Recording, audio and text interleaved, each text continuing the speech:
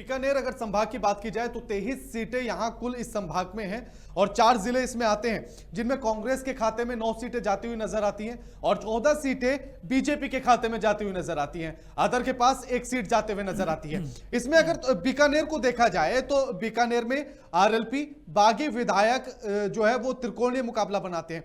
और इसमें एक और सबसे मजेदार यह है कि अभी तक आपने या तो सीधी टक्कर सुनी होगी या फिर आपने त्रिकोणीय मुकाबला सुना होगा, लेकिन सुरजीत जी यहां पर चतुष्कोणीय मुकाबला नजर आता है। और अगर श्रीगंगानगर की बात करें तो वहां पर एक प्रत्याशी का निधन होने की वजह से कांग्रेस के वहां चुनाव नहीं हुए थे। हनुमानगढ़ और चूरू वहां पर भी उसी तरह का समीकरण बनता हुआ नजर आता है, लेकिन यहां सबसे ज्यादा जो दिलचस्प है वो बीकानेर सीट है।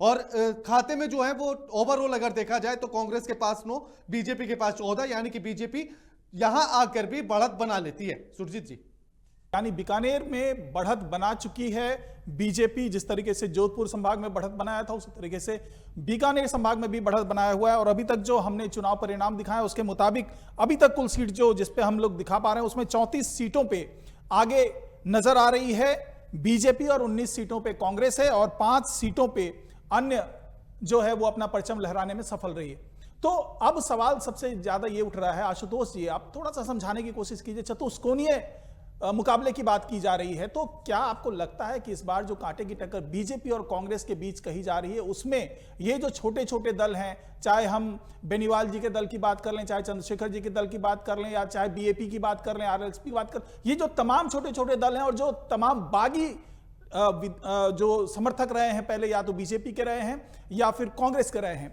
तो ये लोग परिणाम को बदलने में एक बड़ी भूमिका निभाने वाले हैं।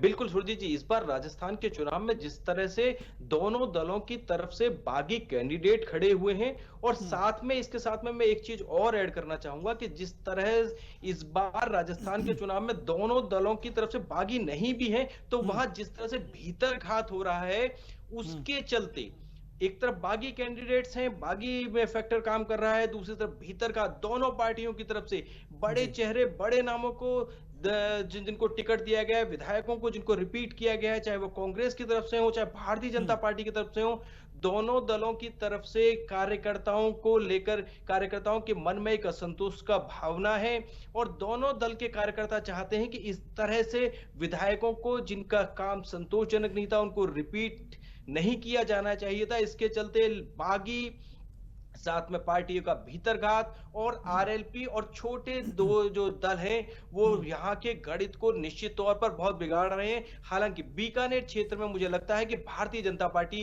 एक बड़ी बढ़त बनाने की स्थिति में है। वहां पर एक पार्टी को एक स्वाभाविक बढ़त दिख रही थी और अर्जुन राम मेघवाल शायद उसका एक बड़ा कारण भी भारतीय जनता पार्टी के लिए है। बीडी कल्ला साहब जो कांग्रेस के बड़े नेता हैं, उनका जादू शायद बीकानेर में मुझे भी चलता हुआ नहीं लगता है। तो आपके इस आंकड़े से मैं संतुष्ट हूं कि यहां भाजपा अच्छा करेगी, कांग्रेस उतना अच्छा नहीं कर पाएगी। लेकिन मैं एक बात पुनः कहना चाहता हूं कि अंतिम परिणाम जो आएंगे उनमें जो निर्दलीय बागी और तमाम तरह का जो भीतरघात है वो इस बार बड़ी भूमिका अदा करेगा। सुरजीत जी, अब तक जो कुल सीट जिसके परिणाम हमने दिखाए हैं, 2 संभागों के परिणाम और दोनों सीटों को जोड़ लिया जाए तो 56 सीटों की बात हम कर रहे हैं। 199 सीटों में से 56 सीटों के परिणाम हम अभी एग्जिट पोल में दिखा रहे हैं और इसमें जो परिणाम सामने आया उसमें बीजेपी 34 सीट पे आगे बढ़ रही है और जो कांग्रेस है वो 19 सीटों पे आगे बढ़ती हुई दिख रही है।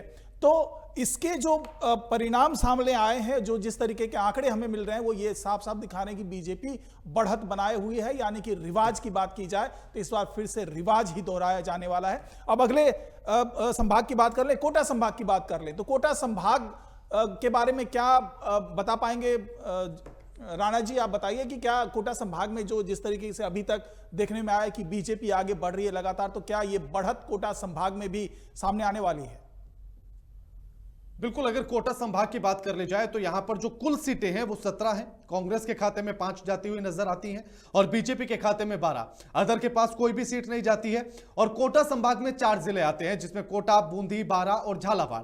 झालावाड़ इसलिए अहम सीट ये बन जाती है क्योंकि यहां से पूर्व मुख्यमंत्री वसुंधरा राजे चुनाव लड़ रही हैं और यहां जो पूरा ओवरऑल सबसे बड़ा फैक्टर है वो यह है कि यहां सौंध्या राजपूत सबसे ज्यादा वोटर हैं और उसके बाद यहां बागी विधायक भी चुनाव लड़ रहे हैं और उनका असर भी यहां पूरा पूरा देखने के लिए मिलेगा। उसी के साथ अगर कोटा सीट की बात कर ली जाए तो 6 सीटें कोटा जिले में हैं, जिनमें से 3 सीटें बीजेपी के पास और 3 सीटें कांग्रेस के पास मौजूदा समय में है। अब ऐसे में बीजेपी और कांग्रेस के पास सीधा मुकाबला नजर आता है। यहां एक और हॉट सीट हो जाती है, जहां से मंत्री शांति धारीवाल चुनाव लड़ रहे हैं और बीजेपी की तरफ से प्रहलाद गुंजल चुनाव लड़ रहे हैं।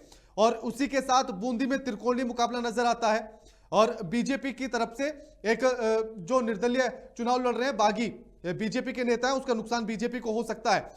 और इसी के साथ अगर 12 की बात की जाए तो 4 सीटें हैं, जातीय समीकरण वहां चलता हुआ नजर आ रहा है और जातीय समीकरण के आधार पर ही सीट मिलने वाली है। यानी कि अगर कोटा संभाग की कुल सीटों की बात की जाए तो 17 सीटें हैं कोटा में और जिनमें कांग्रेस को 5, बीजेपी को 12, यानी कि बीजेपी एक बार फिर से बढ़त बनाते हुए नजर आती है। सुरजीत जी।